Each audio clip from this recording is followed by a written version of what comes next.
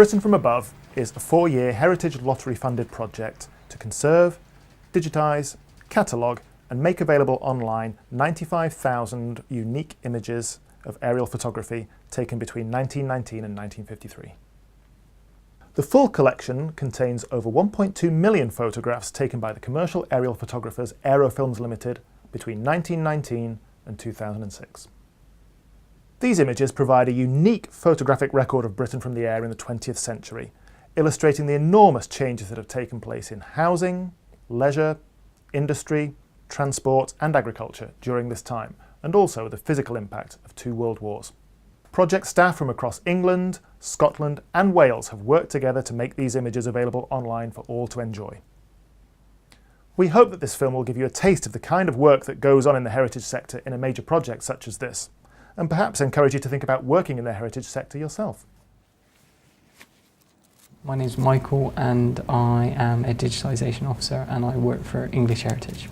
First of all, we upload the image into Photoshop and then we use the wizardry of Photoshop to create an image that looks aesthetically pleasing to the eye. Now I'm using the dodge and burn tool to darken and lighten the image. We want to burn in the trees a little bit more because they're a bit too light, so I'll just go across the top. We're allowed to take out little bits and pieces that have been artificially added. We've got to be careful for sheep, because sheep look like dust.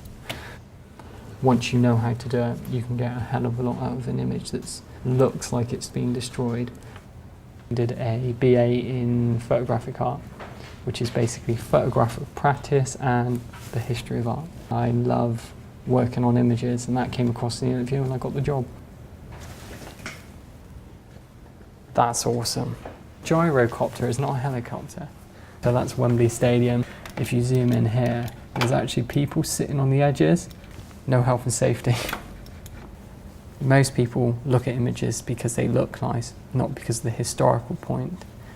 So that's what we're trying to appeal to as well, because they're historical and they look nice.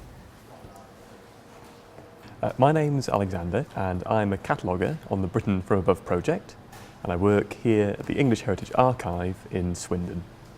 Cataloguing is looking at an aerial photograph and spotting the clues within the aerial photograph and relating that to what we can see on a map that enables us to then locate and catalogue the image. This one shows some caravans, a caravan park in Blackpool.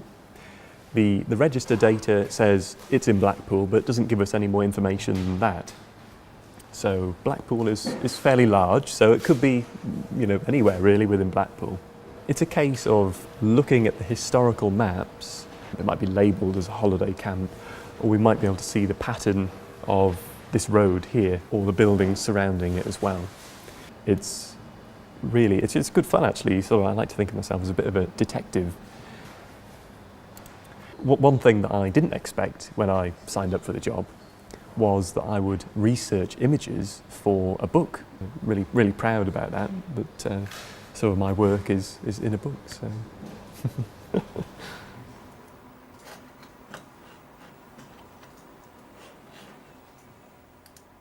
My name's Oliver. I am the Publications and Design Manager for the Royal Commission on the Ancient and Historical Monuments of Scotland here in Edinburgh. And my role for the Britain from Above project was to design and produce the Aerofilms book. I quite like going through thousands and thousands of photographs, pitting one very similar image against another and asking myself why this might work. One of the pleasures of the task is to bring images together that actually construct a story. We wanted to talk about how fragile the early aeroplanes were, so we brought all the photographs together that just showed the aeroplanes in the sky, and then we juxtaposed that with crashes, and again juxtaposed that with images that really showed the planes coming together, so you got a sense of the kind of possibility of crashing. It's an interesting role as a designer because you are asked to be creative. You have to come up with ideas. You have to have a blank sheet of paper and come up with something. So you're like this collection of images for a book. You're trying to work out what can I bring to it that will give a form to this collection. you do develop a skill, and it is an important skill to be able to give order to things. It doesn't mean it has to be a regimented order, it just means that you bring sense to things. It's really useful to say why you like things. If you can begin to say why is one thing sticks out better than another, you begin to understand what it is that makes that difference, and you become more aware of it, and you become better at talking about it, and you become better at doing it.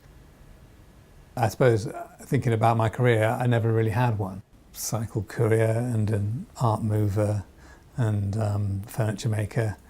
Having done lots of things, I was able to kind of become clearer about what it is I really enjoyed doing and what was important. And finding that out takes quite a while. You can be wrong. I'm Natasha. I'm the Welsh Britain from Above Activity Officer, and I'm responsible for the Welsh projects.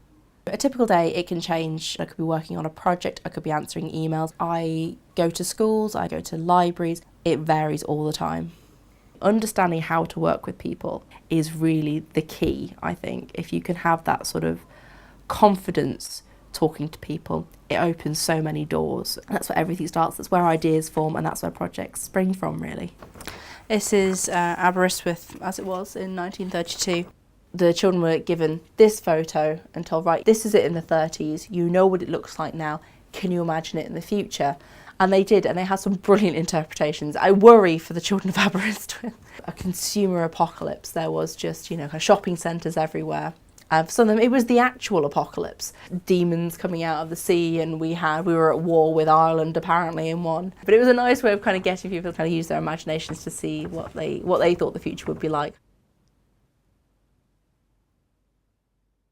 We've now looked at 4 of the roles involved in developing and delivering the Britain from Above project, but the whole team, across 3 organisations, involved nearly 30 people in total. So what has been achieved? Over 95,000 images have been conserved, digitised, catalogued and made available online at the Britain from Above website. Over 38,800 users have signed up to the Britain from Above website and made more than 230,000 contributions. 16 community projects have been completed in locations including Govan, Leeds and Trimsaran. All this has been made possible by teamwork, by the project team working closely together, and by each organisation working in partnership with all of the members of the public who have contributed their time and energy to make this project such a resounding success.